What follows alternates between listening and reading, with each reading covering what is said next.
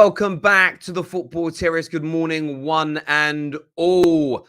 Dominating the headlines for the past 2 to 3 weeks have been Manchester United. I cannot tell you as a United supporter how desperate I am for another club to be at the forefront of the news. Some big talking points, some big outlets across Europe with some interesting stories this morning relating to Manchester United. Anthony Martial potentially leaving in January. His name is on that chopping block like a number of these Manchester United sort of fringe and squad players under Gunnar Solskjaer, including the likes of Jesse Lingard and Donny van de Beek. We'll delve into that one a little bit later and, of course, take your calls. Duncan Castles has made more claims late yesterday evening. Duncan Castles came out and stated that Man United have progressed their conversations with Zinedine Zidane. This after the likes of Dean Jones and Rob Blanchett, Sky, and a number of other outlets, both domestically and internationally, have confirmed that Man United have been in talks and are in talks with representation of Zinedine Zidane. Duncan Castles went on to state, you can listen to his podcast, you can read his article at the Daily Record as well. He claims that Man United have progressed the move. Zinedine Zidane is interested in becoming the Manchester United manager, is attracted to the idea of looking after players such as Varane and Ronaldo again, but there is a major stumbling block. As it stands right now, according to these reports, Zinedine Zidane's better half, his wife, is not keen on a move to Manchester/England. Therefore, that is another stumbling block for Manchester United Football Club. Of course, Brendan Rodgers is still in the mix as well. And of course, our very own Dean Jones told us just yesterday that Brendan Rodgers is a name that United fans should be seriously, get used to seriously, because he's another in major contention. There is a relaxed feel, according to the Glazers coming out of the camp, that they are just biding their time and waiting for the right option before Gunnar Solskjær moves on. But a lot of Man United fans and a lot of rivals, and a bit like myself in my gut, still have this feeling that Oli could be here for some time yet. I want to gauge your views. I want to get your opinions on everything that's surrounding these stories as it stands right now. That's the most important thing for us here at the Terrace. I'm going to share the link very soon for you to phone in. So get ready to call in via StreamYard and give us your views and opinions. Do you see any progression with this Zidane deal? Big claim by Mark Goldbridge this morning. In his eyes, no credible sources have shared any information in relation to Zidane. I want your take. Do you agree with Mark Goldbridge today that nobody credible has connected Man United to Zidane, therefore it's a nothing story? Or do you believe maybe some of the bigger tier journalists are waiting for it to progress further before putting their name to said rumours? Interestingly, there's been no real manager linked to Man United in terms of talks by anybody credible. Do you believe that United is simply doing nothing? Or do you believe work is going on behind the scenes? I want your take. I want your views. I want your opinions as well. But yeah, these are the big stories that are trending across social media this morning. RDX is the phrase, we don't sign superstars, we make them. CK Smart says, is the phrase the Battle of Highbury 1988. Neither are the Football Terrace secret phrase. Just in case you're new to the Terrace and you don't know about this, in this golden envelope behind me is a secret football phrase. If you get it right, if you super chat in and you get it right, you will win a PlayStation 5 and a pair of Cristiano Ronaldo's football boots. The two clues we've given so far are that Arsenal have a connection to this and that football fans are not it winds up football fans. That would essentially be the clue. And it might change every day the way I say it, but that's pretty much it in a nutshell. Let's go to some more of your comments that are coming through here about this situation. Let's have a little look here. United's glory days are over. They've been over for a long time, my friend. I don't think anybody's going to deny that at all. Johannes here says, Mark is speaking facts.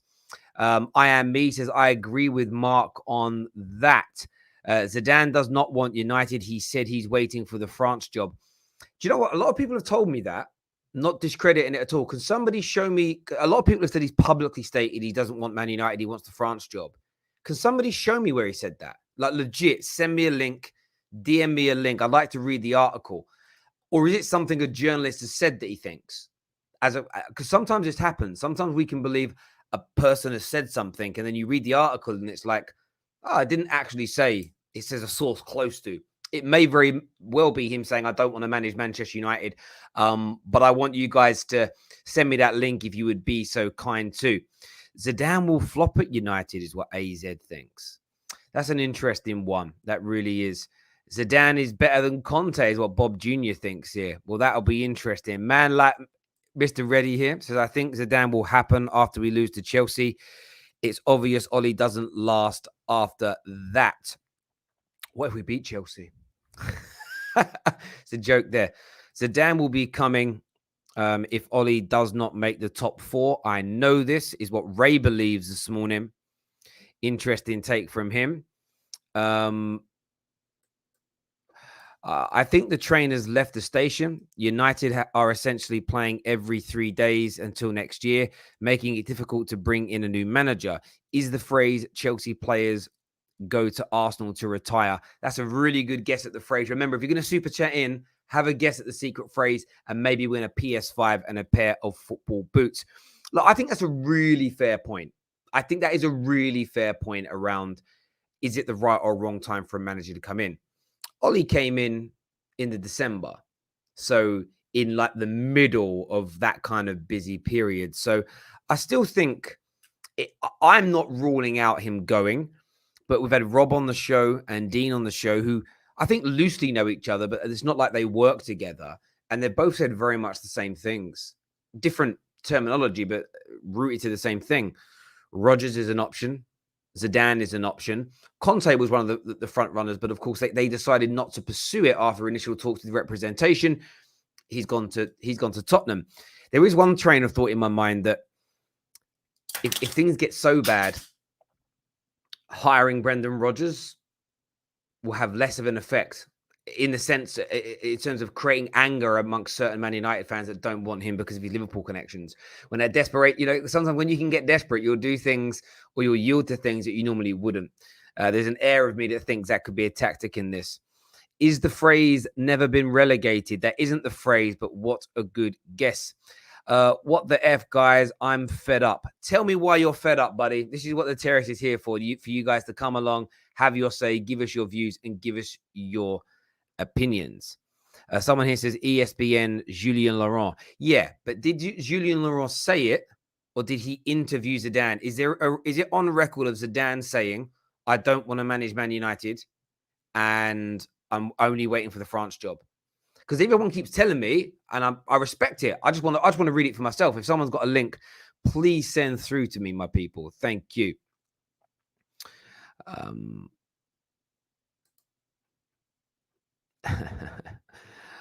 Let's have a little look here. United only sack managers in December is what Mohammed's got to say. Leicester will keep Rodgers. No replacement for United is what Johnny Emma's got to say here.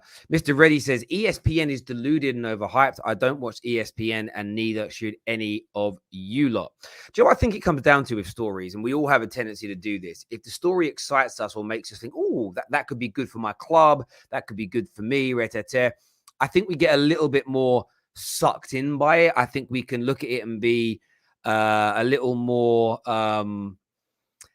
we look past the holes. We look at it, and I've certainly done that in the past. And I think I've just learned, as I say, like I disagree with Mark in the sense of nobody credible has shared it.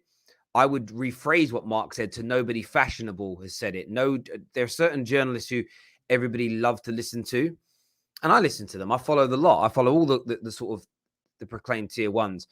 In the last 18 months, I've had a lot of conversations with a lot of journalists. And for instance, Duncan Castles is despised by the majority of football fans. For whatever reason, whenever he writes anything, I would say 90% of his comments are negative. But every journalist I've spoken to speaks highly of him. There's almost this element of he's like the bad guy in the journalistic world as opposed to like the trendy, cool guy that everybody likes. Doesn't mean the Zidane deal will go through. My point is just, I take the reports half with a pinch of salt, but then I don't totally disregard them either. I kind of bank them, look at them, go, okay, you said that first. There's a Portuguese journalist who's picking up a lot of traction now. And he puts things out quite early. And, for instance, everybody the other day was like Matt Law, first journalist to call Dean Smith to Norwich But like 4 hours before, this other journalist did it, and nobody was like quoting him. Why? Because no one really knows who he is yet. So I just keep more of an open mind about these things. And what Mark is right about, nobody who has that kind of potent punch on social media that gets social media trending and buzzing has put out any major links, by the way, to any Man United manager as of now. And it's very much been towing the party line. There's no real plan. They're considering sacking him. There's meetings, but nothing's been forwarded. It's very different to what the majority of other journalists are saying. But let's see what happens. I'm very intrigued by the way it looks right now. There's no doubt. Tom here says, is the phrase kicks off the pitch stroke park? No, it's not. Kane says, is the phrase FA Cup winners? No, it is not FA Cup winners. Really good attempts this morning. Is Friday night on the Terrace not going to be live? Friday night on the Terrace will be a live format show. We just got to make a few changes because of the technical issues that we've been having. We've got an amazing lineup of people coming into the studio this week, including Patrick, Have Hope, Banks is back. We've got some West Ham fans coming in, Palace fans coming in, City. Honestly, we've got probably one of the best lineups of fans that we've had on the show in a while. It's going to be amazing. Remember, the Bet Victor Top 6 show this Thursday is live from the studio as well, 9 p.m. Always been the plan to take it studio-based. We're going to give it a trial this week and see how it looks and feels, and then see what you all think as viewers from there. I'm going to open up the lines now, though, for you to come on and have your say, because I'm very intrigued to hear from you this morning. Zidane news. We can talk Zidane news, Martial news. We can talk about your club. Anything you want to speak about, come on. But come on with something to say. If you want to change the subject to something different, let me know. In fact, we'll do a little bit of that now, actually. We'll do a little bit of that now. Right now on the Terrace this morning. I want to know, is there anything else that you want to speak about? Any other subjects that you want to be on the agenda this morning? Any other topics? Let us know now. We'll prioritize members and super chats as we always do, as they're the key contributors to the Terrace. Let me know and we'll get that up. We'll get those things being discussed on the show this morning. The link is now pinned in the live comment section. So if you want to give us a bell, if you want to give us a buzz, please feel free to get that done. Right, hang on a second here, my peeps, because there's also something I need to add as well to the Terrace, because we've got our designer Sam has made us some brand new stings as well that I want to that are basically for like different. They're for different. They're for like different segments of the show, and I want to be able to use them because that's what we. That's why we got them essentially. Sorry, just bear with me while I do this. There we go. That's being done right now. We've got some callers coming through very soon. Sorry if you guys can hear that. My apologies. I don't know why that's all playing so much, but it is. Right, let's have a little look here. Yes, other topics. Again, I want you to set the agenda though, bro. So you celebrate it, but what do you want to... People always say, Terry, talk about different things. And then no one gives me a suggestion of anything to talk about. It's like, come on. What the Terrace will typically do is we go live with what the trending news is. It's trending because it's the most popular. But if there's other things you want to speak about, feel free to. We're an open book at the Football Terrace. That's what we're here to do. Remember, the only channel that lets you phone in every single day to have your say. So now it's Zidane as manager. Do you know what I would say, Steve, to that? I saw a tweet the other day from a number of people saying, first it was Brendan Rodgers, then it was Zidane. Now Ollie's staying, make your minds up. It's only a fair comment if it's the same journalist changing his story every day. What tends to happen at football clubs is everyone will have slightly different connections, different agents, different people. But generally, the briefings come out to be fairly similar. It's then down to each individual journalist to interpret that information and put together stories and information. And a lot of it is based in how they interpret and what they believe. So Man United, in my view, based on all the reports we've read, I believe they have spoke to intermediaries and spoke to Conte. I believe they have spoke to Rodgers' people. I believe they have spoken to Zidane's people. It may not be in-depth, hour-long debates and discussions, but I believe contact has happened. When that's shared with the journalist, it's down to a journalist to then interpret that whichever way they want. So I don't think it's chopped and changed. Some journalists think Zidane's more likely. Others think Brendan Rodgers. Some think that he's more likely to stay until the end of the season. Some think it's still months until a new manager comes in. Some believe it's more of a when, if not an if. But they're not all the same. What I would say about journalists, they're not all the same people. So if journalist A for the Telegraph says it's close to being sacked, and journalist B for the Guardian says he'll be here to the end of the season, yes, that's two different stories, but that's two different stories and opinions from two separate people. What the Football Terrace does, like every other YouTube channel, is we look at what stories are trending and we give you the opportunity to speak about it. We're not changing our tune every single day. My opinion has barely changed on this based on the information that comes in. But thank you for your comment and thank you for watching, Steve. Really appreciate that, bro.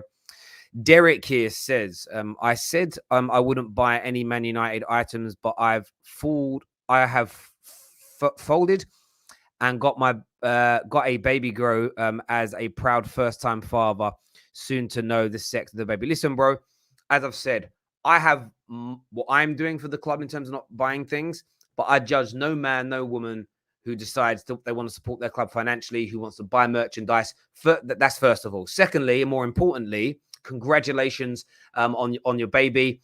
Hope everything is, the most important thing is healthy. And yeah, it's great times being a father. So congratulations, Derek. Really happy for you, brother. Really happy for you indeed.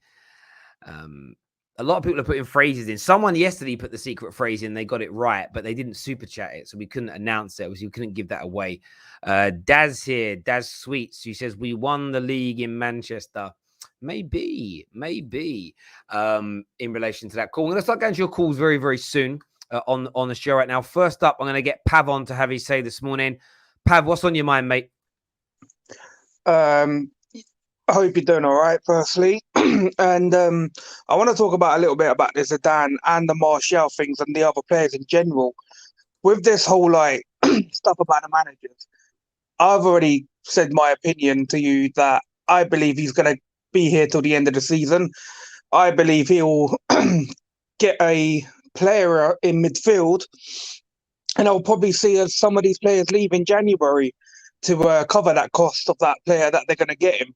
We've got Chelsea and Arsenal to come up, and after that, the club viewed that we've got an easy run, but we know it's not an easy run because we lost to young boys, we drew to Southampton, we lost to Villa, and we drew to Everton. So playing any team right now is pretty much like a cup final for us every game. And this whole Zidane stuff, like Duncan Castles, like you're right. A lot of people despise him. I don't like him because he waffles a lot. Every day is just another story. It's either Rogers is close, it's Zidane's close. Like I've literally changed his name to Duncan Castles to Duncan Arsehole because man just talks a load of wass. I can't like he knows what he's doing. He knows that what the Man United fan wants. He knows that we want stories and people just like fall for it. But I don't think we're going to change manager. Like we got embarrassed by Liverpool at home. We got embarrassed by City at home, and the guy's still here after that. If anyone believes he's going to get sacked, like nah, sorry, the club ain't going to get rid of him. I've already come to terms with that.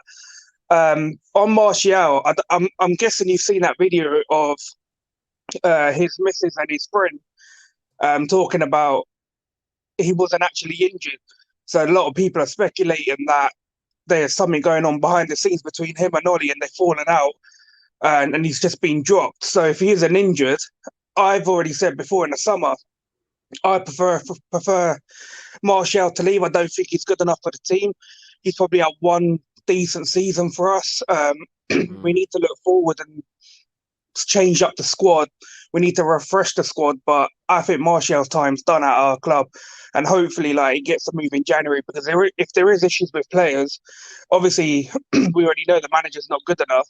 But a lot of these players need moves. They need to do something with their career. They can't just be sitting here and waiting until a new manager comes and gives them a chance, but it doesn't work out again for them.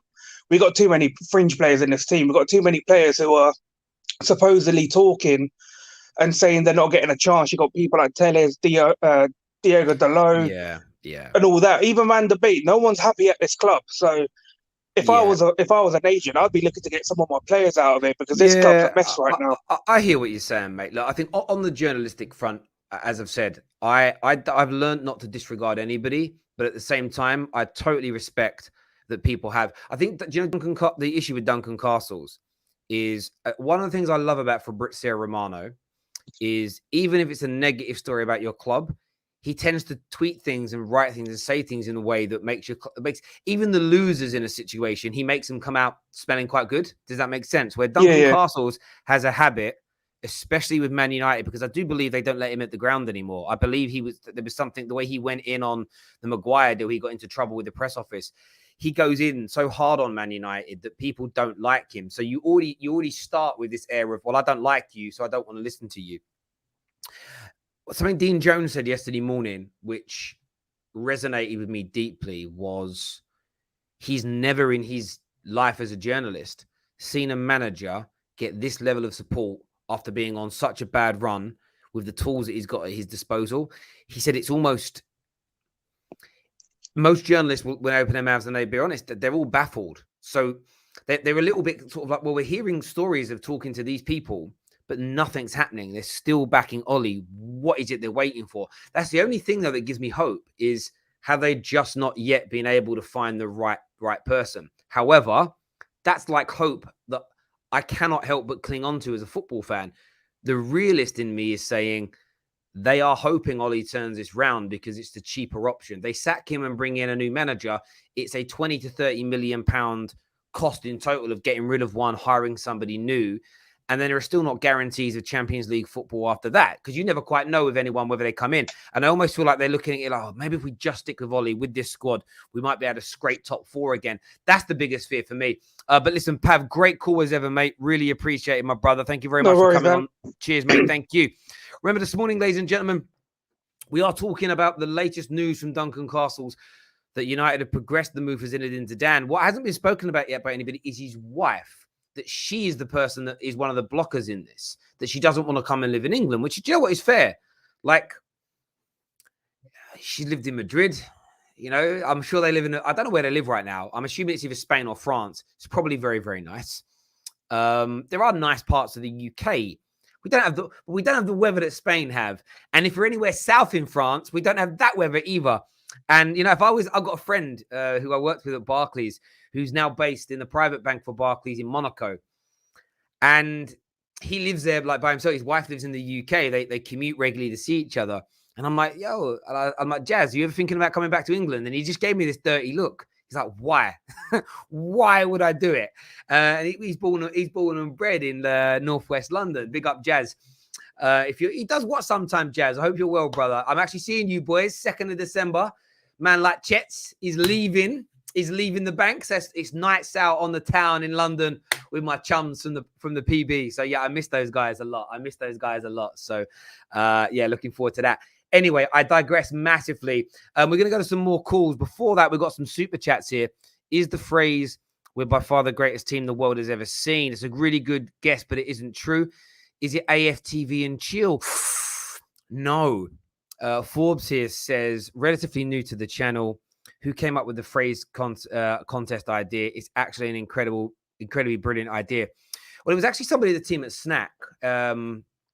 We were talking, and like my big thing is, what can I do for the viewers? One, to be more interactive, but also to give back. So we've got quite a few things in the pipeline for the members. I actually got an update yesterday morning. The scarves have all now been ordered. So for our first team members and legends, your scarves are going to be about 3 to 4 weeks and they'll be here. It's just taking us the time to find the right supply. I went to 3 different suppliers for scarves and the prototypes came back and they were so horrible for the money they wanted. And I didn't want to just get you guys something that looked cheap and nasty. We've got a really good one now. We're also firming up dates in the next week or so for the first Football Terrace away day event. So it'll be a stream like this at a venue that you guys can come and attend. But I also thought, what else can we do?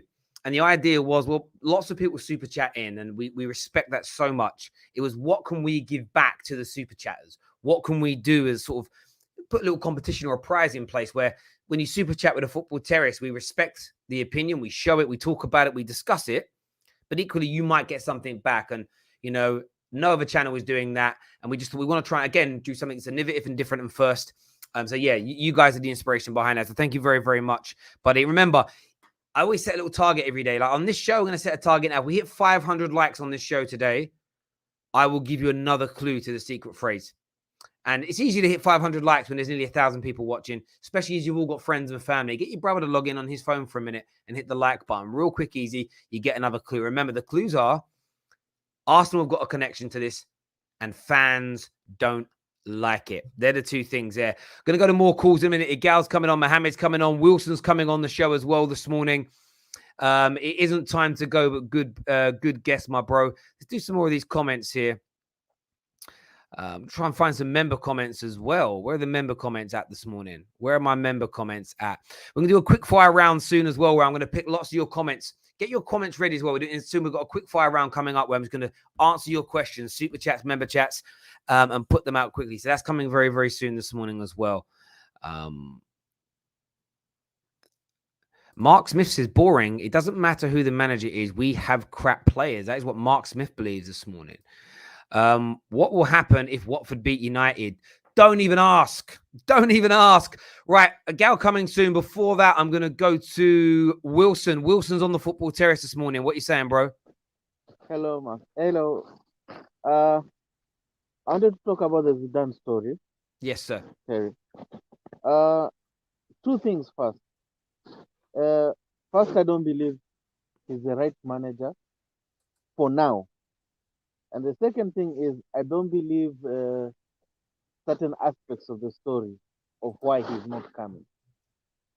So when we go to the aspects of why he's not coming, I read somewhere that they were saying he speaks French and he doesn't speak English.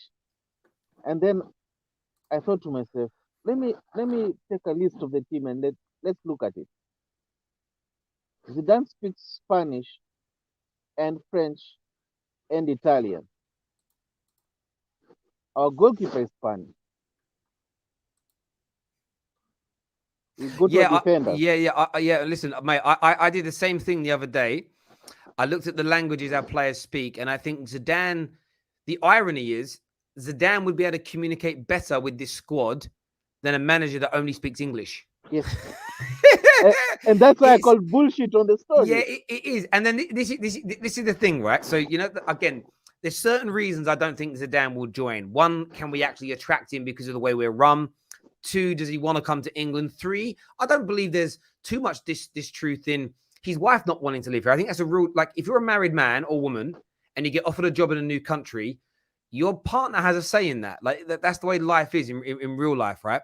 But the one story I won't buy is I don't think he'll be any good because he don't speak English. If he can't communicate in English, he'll speak to one of the guys that speaks multiple languages. He'll say it in French, and then he'll just like it really ain't hard, like legit. And I swear, when Poch first went Tottenham, he didn't speak English. They did all right. That is, and he'll learn it as well. Like I'm sure a man that can speak French, Italian, Spanish, I don't think learning English is going to be that hard. I feel like once you've learned 2 or 3 languages, I think your brain has a capacity to learn another one a little bit easier. But bro, listen, I hear you completely, Wilson. Thanks for your support and calling in, bro. I wanted to yeah, go on, mate. about, a few minutes. The part about why I'm saying he's not the right person for now is our team lacks the fundamentals. This team does not have a defensive shape, does not have an attacking shape, does not have a clear understanding of how to play as a team. Now, when you bring a manager like a Zidane, who has never had to instill certain beginner courses for teams, because he has never put a team together. So this, for me, for that part, I feel it's a very big risk for someone like him. Yeah, maybe. Like, I would say this. I would rather the things you're talking about, Wilson, are what you expect a manager. So I've heard there's 2 days in a row people have said, I don't think Zidane would be good because we don't have shape, we don't have a structure, we don't have a system. My response is, well, that's what I'm paying Zidane to bring in. That's what he's got to do. He's got to bring that in, right? Right, but that's what I'm saying. Like, I believe he's like, for example, he would be the one I would bring in, for example, if you had a Van Gaal before.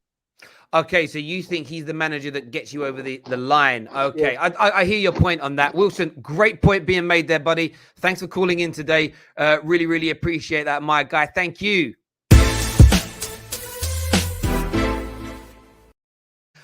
Right, interesting point being raised there. What do you guys think of that? Is Zidane the wrong guy for Man United right now? I want to know. Martial leaving in January. I've had no comments yet talking about other subjects and things you want to speak about. Terry, speak about something new. And then I ask you guys to tell me something new, and none of you have anything to speak about. So come on. The agenda needs to stop. Ollie isn't going anywhere. There isn't an agenda. It's just trending. What I would say, Martin, and I respect your opinions, but these are trending stories across the mainstream media and fans are talking about it. It's not an agenda. We're not sitting here this morning going, right, let's make up a story about Zidane and push it. We're just reporting on what's being said, buddy. Zero agendas this morning, my guy. Matt here says, Terry, Man United and Chelsea have received a boost in their pursuit of Erling Haaland. Real Madrid have accepted he is going to the Prem. That's from the guys from Tic Tac.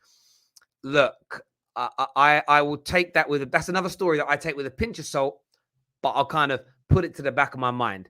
I also forget Man United at the moment in terms of bringing him in.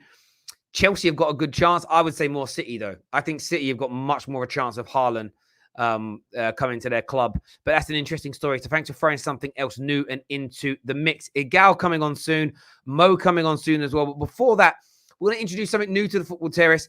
It's called the TFT Quick Fire Round. So get your questions into me and I'll go through them one after the other quick. But I'll answer all questions in like 10 seconds. Quick, concise answers. Let's go.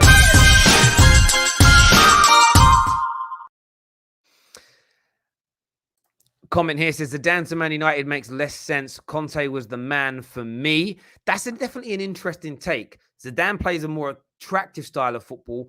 Conte, though, with that Premier League proven attitude, I'm still yet to understand fully why people are against Zidane. But there we go. Mohammed actually says Zidane is the right man. What do you all think and feel? But get your questions in as well for the quick fire round, people. Henzo says international football is killing me. And me too. Hated international football. Hated the break. Glad that it is over. Lampard house hunting in Leicester. Well, of course, Dean Jones yesterday put out the story about the Lampard kind of weighing up his options. Maybe he is the replacement for Rodgers. Maybe. Who knows? I think that would be a very left field move. But that'd be an interesting one indeed. We have our first super chat for the quick fire round. Thoughts lost for Ronaldo on the international front. All I could think about was, damn, imagine how he feels coming back to play this weekend for Man United. Yeah, Ronaldo's had like a really poor 3 or 4 weeks as a professional. What I've really found intriguing about the last 3 to 4 weeks for him is people have almost used it as an excuse to say, I told you weren't that good. I saw tweets going, I told you he was washed. He hasn't scored in like 4 games. I was like, wow. Okay. And even if he is washed, like, man's 36. It's kind of cool. But equally, both his nation and his club team right now are, for me, in the mud in terms of how they're playing. Put him in a functional team and he still scores goals, in my view. Man like Pav here says, can you see Ollie becoming the Norwegian national coach at some point? Maybe. Like, maybe he will. It's not a bad take there. Some Arsenal fans getting too loud about beating Liverpool, not going to lie, is what Mohammed thinks. The Arsenal fans have every right to be confident. They're on the best run of form under Mikel Arteta in terms of how the results and how they're playing. They're growing into this top 4 race. They've got this young defense that's looking solid. They've got one of the best goalkeepers on form in the league. The one person I feel sorry for at the minute is Igal. And I have to say this now. I feel sorry for Igal. Because Igal, and I know what his mind is saying right now. Igal is in the upside down. Big up Stranger Things. Igal is in the in-between space. Igal joined the Rat Army the game before the turnaround began. So he became Arteta after nearly 2 years of supporting Mikel Arteta vehemently, passionately, proudly. He flipped, changed his mind, which is fair, to Arteta out. Now everyone's loving Arteta. And you can tell he's like, shit, I went too soon. But equally, he doesn't want to change his mind again just now. Because if a gal changes his mind now, goes, no, I was wrong. Arteta really is the man. And then he goes on a bad run. That would be a gal's luck. If a gal goes, a gal, stay Arteta out. Clearly, when you're Arteta out, Arsenal are better. Listen, we've all done that. We've all done that before where we've gone, nah, I've changed my mind to X and then things turn around. But that's being a football fan. But I love it, Gal. And it's just a little bit of banter this morning. I don't banter people I don't like. Those on all or nothing. Is all or nothing out? Is that out soon? Is it? Interesting. 20. I don't know what that means, 20, but thank you very much for the super chat. Is the phrase fourth place trophy? It's not fourth place trophy, the secret football terrace phrase, but it's a really good attempt. Thank you very much indeed. Now, I don't think Igawa is going to flip-flop soon. I don't think he will. He's going to bide his time. He's going to be smart about this. He has to know 100% Arteta's the guy. Otherwise, because you have to be careful. You don't want to go too soon. I've seen a few Arteta outers recently start to switch, and I'm like, I DM'd a few. I said, be careful. Be careful. Like, especially if you're trying to build a brand. Just be careful. We all flip-flop. I've changed my mind on Ollie, not as in his quality of manager, but in terms of wanting to keep him in for different reasons. Like, I keep getting called out for like supporting Ollie. But what I mean is I haven't really changed my stance. I wanted him to stay, but my thing was always to prove whether or not they were trying to build something at the club, whether they really had a process, whether they really had a club system that they were going to push on beyond this manager. And I listened to what they said they needed and what Ollie was doing. So my call was, I'll let him stay until they finish building this. Let's see if they're building something. Turns out they haven't been building anything, or it looks like they haven't been building anything. That's more my frustration. Therefore, if I knew we weren't building anything, I would have been calling for Ollie's head 18 months, 2 years ago, fully like I am now. So context is always key. So I'm only bantering Igal because he's backstage and he can hear me and he's coming on in a minute to have his say. Igal is an international flip-flop. Yeah, he now supports Canada because they're qualifying for a World Cup. He's like, oh my God. Oh, Canada, my home and nation. He's singing the national anthem. I'm like, bro, you're French. You told us you're French all summer. No, you're Canadian. No, I'm only joking, man. I love Igal. That's what I like about Igal, because he just speaks from you don't have to agree with him, but he chats from his heart. He's honest. He's open. He's direct. And I love that. Legit. Love that. Right. That's the end of the quick fire round. Remember, get your super chat questions into us as well. Igal's on the show next. Igal, morning. Welcome back. The comment right there threw me off. I'm not Ethiopian. I'm Somali, by the way. But yeah. Oh, I didn't see that one. Yeah, he's smart. Yeah. I got a quick fire round for you, Terry. How about this? Here we go. Here we go. And I want definitive answers. So Arsenal have been linked to a lot of players, right? Raheem Sterling to Arsenal. How do you see that working out? Not if happening. That ever happened? Not happening now. I don't see Raheem Sterling going to a team that isn't Champions League or just about to get in the Champions League. So January, I don't think it'll be clear. But let me rephrase that. I'll give you a different. If in January you're in the top 4 and you're clearing the top 1 by 5, 6, 7, 8, 9 points, then maybe. But if there's no Champions League football, I don't think it will happen. Okay. Arsenal are in for a new striker. Who's the more likely target that we could acquire? There's 4 names that have been going around: Calvert-Lewin, Ollie Watkins, Vlahovic, and Alexander Isak. Isaac could be. Isaac. Yeah, Isaac could be easy. He's playing for Villarreal. He's in Spain. The money that you earn in the Premier League would be massive. Arsenal, gigantic club in comparison. Yes, you could get him. Ollie Watkins. Let's see what Gerrard does in terms of if Gerrard gets them back progressing. Maybe he'll stay. Ollie Watkins attainable. Dominic Calvert-Lewin easily attainable as well. Everton are not a mass. They're a big club historically, but Arsenal outweigh them. The hard one is going to be Vlahovic because of the other clubs that are looking at him. City are looking at him. Tottenham are looking at him. That's the hardest one of the 3. On paper, Calvert-Lewin would be an interesting one for Arsenal. I think Calvert-Lewin would be a very good signing. But I think I think all are attainable. In terms of easiest to hardest, I would say Isak, Calvert-Lewin, Watkins, Vlahovic. Okay. Now, keeping it on the same theme, when it comes to Arsenal, we know the midfield issues. What would you rather go for? Would you rather spend heavy on a Premier League proven midfielder, or would you go for the unknown of a Renato Sanchez or Dennis Alex or something like that? So I think Similar to Renato that. Sanchez has had an opportunity in the Prem and hasn't delivered. I think he's got major injury problems, or he's got a bad injury record for a young player. So I wouldn't touch him with a barge pole, if I'm being honest. I think going for what I'd like to see from Arsenal, and I'll throw this out there as a move. Have him And fill up you did, Declan Rice. oh, yes. So Arsenal Football Club did very well in the summer buying lots of quality players, and maybe there's a propensity to want to do that. I do think football's changed. This whole we don't buy superstars, we make them. Man United can stake a claim to that in the Fergie era to a large degree. But every now and then you had to buy an Andy Cole. You went and bought a Van Persie from you. To a degree, you could even throw like the likes, you know, we went and got Yap Stam. I'm just throwing out names. And then there were lots of players like Ronaldo's and Vidic's and Evers that came in ever before they were seen as superstars. I think in the modern day game, especially since the money that the Cities and the Chelseas have brought into it, you have to add some star quality to the players you're going to develop yourself.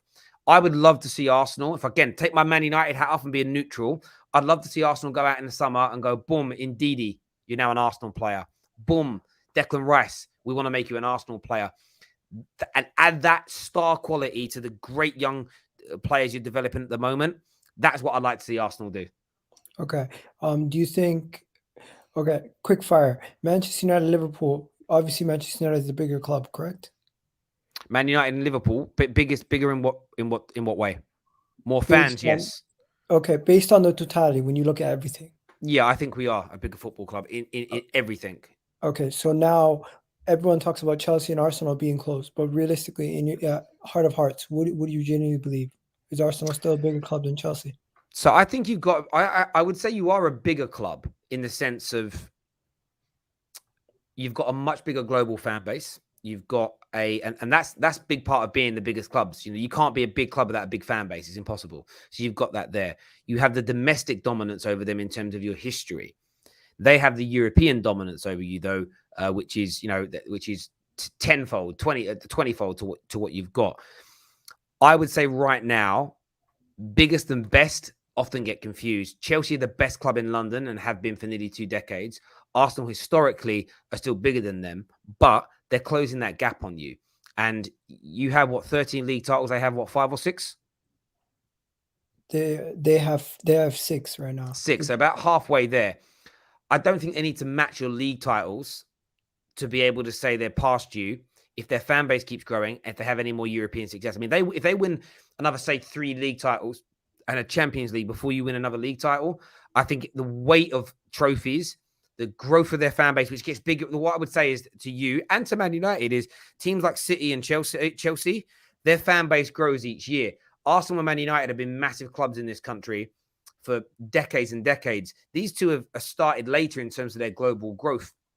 So it's taken in their time, but they are gaining on us quickly. So I would kind of look at it from the point of view of, I wouldn't rest on it's a little bit like Arsenal in the Arsenal-Chelsea conversation. Unless you start to progress again, it's like you're like Nokia in the late 90s, early noughties.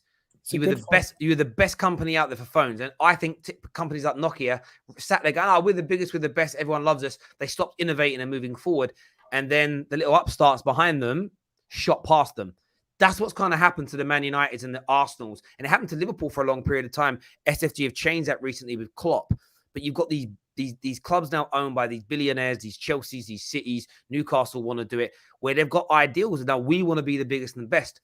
And sometimes you can blink and you can turn around and you've been surpassed. So that it's quite a long answer, but I would say Arsenal historically is still bigger, but Chelsea are gaining on you each and every single year. And it won't be long until the consensus are saying they're the bigger club in totality. So yeah, it's on the way. There's no doubt. How long do you think it will take before the Premier League uses a Netflix type service for TV? I am surprised they haven't started that already. I was working at Barclays Bank when they refused Barclays' renewal offer to sponsor the entirety of the thing. I remember talking to someone internally at Barclays, and they said, yeah, the Premier League wants to be its own brand. So they don't want the Barclays Premier League, the Carling Premier League, the others in the past as well. They want to be its own brand. It's obviously difficult to set those things up, getting it right, getting the tech right. And essentially, they do. The Premier League outsources its TV right now, and it goes to various companies around the world to film its matches. One company kind of films all the matches, but obviously then it's spread out across the world for them to put it together. It's a big commitment to do that all yourself. However, there's a lot more money in it if you get it right. I think within the next 4 to 5 years, that could be something they look to explore. Although they've just done brand new TV deals again, though. And I spoke about this about 3 months ago on the Terrace, the new USA TV deal rights. Essentially, it's going to mean when this comes into play in about a year's time, it's an extra £50 million a year for each club because of the new TV deal that's coming from America. So they may look to do it themselves. It may start off domestically, but it's going to take them years to build it. And I still think they've got 3 to 4 years with the majority of the TV rights, both domestically and internationally. So it's going to be a while yet. Okay. And finally, if you had to do a Premier League 11 right now, based on the performances so far this season, does Mikel Antonio get in that striker position over Cristiano Ronaldo? I would put him in, and I would put Mikel Antonio in that striker role in front of Ronaldo, just because pound for pound what he's doing is exceptional. Like Ronaldo's done well if we're looking at all comps, Ronaldo's Champions League exploits would do it. If we're looking at Premier League only, Mikel Antonio goes in there and did it again for Jamaica last night as well. What a goal from him! And I'm really happy for Mikel Antonio because he was always seen as a good player. The last 18 months, 2 years, he's been sensational. And, he's like if we get to the end of the season, there's 3 or 4 superstars that are up and him that are all up for Player of the Year. I want him to win it. I think it would mean much more to a player like him than somebody that's always winning awards. So yeah, I'm really happy for Mikel Antonio, bro. Really, really am. Okay, I know you're loving this, but I'm gonna end this off with this. Where do you rank Gabriel out of the top 5 not strikers? I mean center backs in the league. Where do you rank Gabriel out of the top 10 center backs in the league? I've never really thought about this. Number 1, I still think he's Virgil van Dijk. Diaz is up there as an example. You got to throw Matip into that mix. You've got Rudiger that's in there right now. Thiago's in that right now. Maguire that's in it. No, I'm joking. Maguire's out of all conversations till we get a different manager. Look, I think there's an argument to put him in the top 10. I haven't really sat there and thought about, so I don't really know. I think he's very talented though. Him and Ben White, very underrated, very underappreciated in the Premier League, and they shouldn't be really. But I think he's currently knocking. Varane's there. Like we've got Varane in the league as an example. Like there's loads. Again, he could be in the top 10. When you actually go through it though, if I was to sit there and actually list it, maybe, Christensen. It's hard actually. Like he's in and around that top 10, but low end of it, I would say. Okay. Personally, for me, I think he's top 5, or at least knocking on the door for top 5. But he's top 5. Who are the other 4 in top 5? So who misses out? Who are the other 4? Okay, so right now I'm gonna put Van Dijk.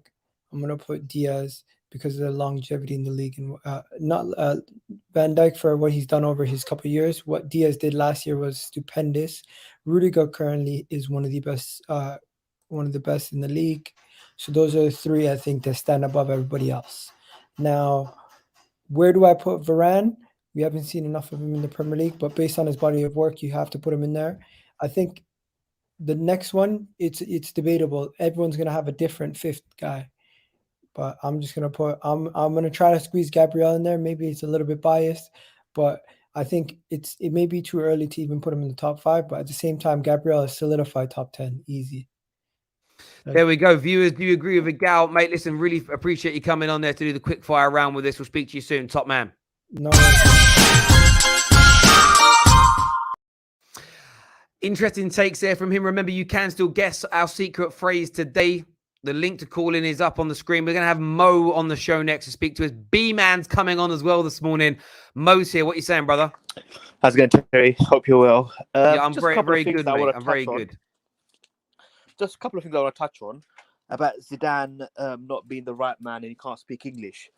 I swear Pochettino couldn't speak English at Southampton. What did he do? He learned English. Correct. That's what people do. Educated people do, or that's what normal people do. If they don't know something, they learn it. So Zidane will learn English the way Pochettino learned English. For me, Is Zidane the right man for the job? Yes. Is anybody the right man for the job to take over this guy? Yes. I'll take anybody. I'll take Graham Potter, Brendan Rodgers, Zidane, Ten Hag, anybody. I'll take anybody to take over this guy. This guy has no plan. He's back in training today. I don't know what the hell. They should just revoke his pass. Say, sorry, mate. You got the wrong place. No, I'm the manager here. Well, I don't know. They should just revoke his pass. He's back in training. The players don't look happy. I saw the players. They don't look happy. They're like, oh, we're back. It's like, I saw the players at training, the pictures. They look like they're back again. Oh, he started again. The circus has started. Here we go. We had a 2 week. I don't know why they want a 1 week break. I had no idea why they want a week break. I don't know why. If you're shit at your job, you're not taking, your boss won't give you a week off and say, oh, go on, mate, put your feet up. You be like, no, I want to get back in there. I want to put things right. He went to Norway. So, yeah, he's got no plan. One other thing, Terry, is Ed Woodward. Ed Woodward is back doing the finance quarter calls again. I'm like, what is going on? I swear he announced he was leaving in May. Now he's back again doing the calls and investor calls for I think the investors. I think they have like a quarterly calls. What is going on? Yeah, it's the whole thing. The whole thing is a shambles. Him still being there as well. It's like. It's like someone saying to me I was talking to someone the other day about it, and it's almost like people have forgot again. Like it won't be long until people forget about the things that are wrong with the club. As in, like Ollie's the main focus. We'll forget about the Woodwards. We forget about this. We forget about that. There are much bigger issues going on at the club, which just kind of are being ignored, mate. I hear you completely, Mo. Listen, great call, mate. Thank you for coming on and having your say. Really appreciate it, buddy. Thanks, top man. And I agree with Mo. Like the whole Zidane thing. Of all the things I've heard said about Zidane, why it won't work. The English thing is the funniest to me. The English thing is the biggest and the funniest. B-Man's on the show now with us this morning. Back again. What are you saying, B? You see, this is why I haven't watched the past couple of games. This is when the owners of the club irritate me the most. Remember when I called you the last time, Terry? I said he had to go on that game. You know why? Because I'm afraid of what's going to happen. It's already started. You heard the previous caller. Now it's going to become very toxic. We had to make the change. We had to make it quick before things get very toxic, and then fans start to turn on what is a club legend, and he's a very good guy. But at the same time, I am starting to turn, because at one hand he's saying he loves Manchester United, he wants the best for the club, and the other hand, he's smart enough. He knows enough. He knows more football. He's forgotten more football than I am. I'm sure he can see it that under him it's not working. If he loves the football club as he claims he does, and he knows about winning, why doesn't he step aside? Yeah, that is my question. That's what I would ask Ollie. I'm not going to be very disrespectful to him. I refuse to do that. But why don't you step aside when you see things are not going well? Yeah, no, listen, I couldn't agree. I couldn't agree with you more. And I look at Ollie in that situation and think exactly the same thing. I don't get it. I used to believe that maybe people like him do it because they feel like the Glazers are terrible, and they're almost going to sacrifice themselves. And it's like, I know I'm going to get stick for looking like a yes man, but we need someone to steer this ship as best we can. But I'm at this point now where I'm like, I don't want that from a manager. Like, if you're doing it to try and protect the club, you're trying to run, it's being run poorly, but you're going to try your best to steer a sinking ship. I'm almost at a stage now where I'm like, nah, expose them. Which is one of the reasons why the Contes and the Zidanes are also very attractive to me as managers. Because I think because of where they are in their careers, I believe they would expose malpractice. And I almost feel like more exposure needs to happen so that fans focus on the real problem. Terry, here's another problem. We heard that, I forgot his name, that Liverpool guy who's been head of their transfers for the past couple of years, who was their chief executive, is leaving at the end of the season. What I heard from Duncan Castle's podcast is that he wants another challenge. He's open to going to another club. Now, if there's this problem, and he's been articulating, and fair play to him, he's been articulating this point for over 3 years now, that the Glazers hire people within their vicinity instead of going out and hiring the best that is available on the market. That is the problem. It's yes, it's Oli. Yes, we need better coaches. Why aren't we going out there and getting some of the best executives out there? Any great organization, I guarantee you, any great organization will be already in talks with that guy because he's that good. Why aren't we beyond the pitch, Terry? Beyond the pitch. Why aren't we going out and getting the best of the best? It's very frustrating because when you go to America and you see the other teams, the Tampa Bay Buccaneers, from top to bottom in that organization, they have the best of what their sport has to offer. It's not that the Glazers cannot run a successful sporting team. They can. They can. Why aren't they doing it? Why aren't you putting guys in there that are the best at what they can do? Why aren't we bringing in some of the best coaches from around Europe? Why aren't we going out there? Okay, Ed Woodward is not great at transfers. Fine. Even I can see that. He's great when it comes to maximizing commercial.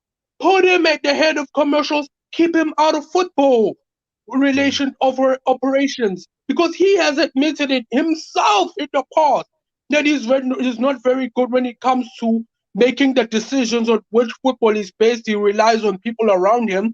Even Oli himself admits, I'm not a good coach. I see myself as more of a manager. That is a problem.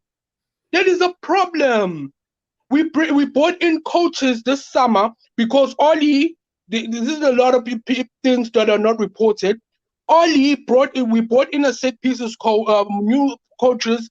The club invested in set piece coaches and other coaches on the defensive side of the ball because Oli said the club felt, okay, he's struggling on the defense. Let's add more experienced people from one of the guy, I think he was from Chelsea, they brought in. Still, we haven't gotten better. Tell me any coach in world football, Terry, that cannot coach. That is a problem. That is a. I would say this. I would say if you're not looked at as a manager are not a good coach, then you need to hire the very best. And I think that's also a problem at the club. Which is, I look at Oli and I look at the fact that McKenna and Carrick are learning their trade. I think Phelan's past his best. It's this case of I can only look at it from what I've done in my career. So I'm not a great. I can't design thumbnails. I'm awful at it, and I've got a guy now that's starting to design more and more. The new ones he's doing, everyone's like, wow, they're amazing. I'm like, yeah, I want to delegate more to this individual. When I worked in the banking industry, I'm awful with administration. Terrible. I'm awful with compliance. So when I built my teams around me to run the businesses I was in charge of, I made sure my second in command was a specialist when it came to administrative work and compliance. So they made sure that we were ticking all the boxes and that our work wasn't going to be undone by failures from a compliance point of view or a procedure point of view, because I'm terrible at following those things. And it's like you build your teams around you to prop you up, to cover your weaknesses, to protect you. That's when I look at Oli, and then more so the board. I'm thinking, so you might all think it sounds like at Man United, most of the players are like, we love Oli, but the coaching sessions aren't good enough and the way we pick the team isn't great. That says more to me about the way we run the club. It should be a case of, listen, Oli, we're stepping in. We're removing your coaching team. We've gone out and we found you literally the best defensive and the best attacking coach and the best assistant manager in the world. And they're going to do X, Y. You almost have to take it away from Oli if he doesn't act himself. But that's the point. It's from top to bottom at that football club. Mistakes are happening. Oli's not doing a good enough job. His team not doing a good enough job. My view is then I expect their superiors to act. And that hasn't been done. So you're absolutely spot on there, mate. You really are. B-man. One more point. Go on, bro. One more point. Okay. Listen, you're right. The box starts at the top, all right? Look at every great organization around the planet. When they make a mistake from Apple to Google, you know what they do? They don't double down. They change. They say, they hold their hands up. Okay, that didn't work. That was a mistake. Let's pivot to this. That's what successful organizations do. That's all I have to say. Don't double down on your mistakes. I hear you 110%, mate. Not 100%. B, speak to you soon, brother. Take care, my man. Thank you very much indeed. Thank you. Really good points being made there, and I get the passion and I get the frustration from Manchester United fans in relation to that. There's no doubt about it whatsoever. I really do. Let everyone that's tuned in this morning, a massive thank you to each and every single one of you. Back to this afternoon, 4:30, straight fact. Myself, Jess Black, we're here. We'll be talking anything you want us to talk about. So I want your help with the agenda for this afternoon show. Remember, it's my stream, but it's your show. So in the comment section now, what do you want to be on the agenda? Give me some talking points. Tell me some things that you want us to have on the agenda. Someone says straight facts. Yeah, that's just the name of the podcast, my bro. Just the name of the podcast. Thank you very much for saying it was a great show. Really appreciate that. No, I do two podcasts. One on the Tuesday, one on the Thursday. They're both called Straight Facts. One with Lee, one with Jess. There we go. You want us to talk about top 6 is going to be peak. It is. Come on, give me some ideas. Discuss Gerrard and Conte. Okay, I'll take that down as a note. When you say that, though, what do you want us to discuss about that? You know what I mean? What do you want us to discuss about that? The best and worst Premier League managers. I like that one. That's pretty good. Best and worst Prem managers. Ins and outs for the top 6 teams. That's good. I like that. Ins and outs. Top 6 in Jan. It's a really good one. Oli converting Sancho. Yeah, that's interesting. Why are Chelsea being overlooked by pundits? We've kind of touched on that one before, Jess and I, and like we both think it's crazy, but yeah, that may come up. Thanks for the message that you sent earlier. Yeah, not a problem. Like I let everyone know. So we're very close at the Football Terrace to hiring our first ever full-time employee. Very excited and very honored. Interviewed a good number of people, really good candidate we're going to pick. It's going to give me a lot of hours back. It's going to give me personally about 25 to 30 hours a week back. And I want to spend a bit of that giving back to our members and our super chatters and doing a lot more for you. It's just a time constraint thing for me, setting up 2 or 3 shows a day, prepping for them, design for them, clips afterwards, all sorts of nonsense I have to do. A lot of that's going to be delegated out. So I'm going to have a lot more time and we're going to put a bit more focus into our members. So I appreciate you all dearly. I really do. I cannot emphasize that enough. You said Man United are bigger than Liverpool in all aspects, but Liverpool have major trophies and great European success. Yeah, but I'm talking everything. I'm talking Europe, domestic, size of fan base, size of followers, the whole shebang. I just think Man United are slightly ahead in terms of the global size of the football club. Biggest and best are 2 very, very different things. Biggest and success are 2 very, very different things. I'm very specific in what I say. So I don't think success and being more successful makes you bigger. I don't think being bigger makes you better.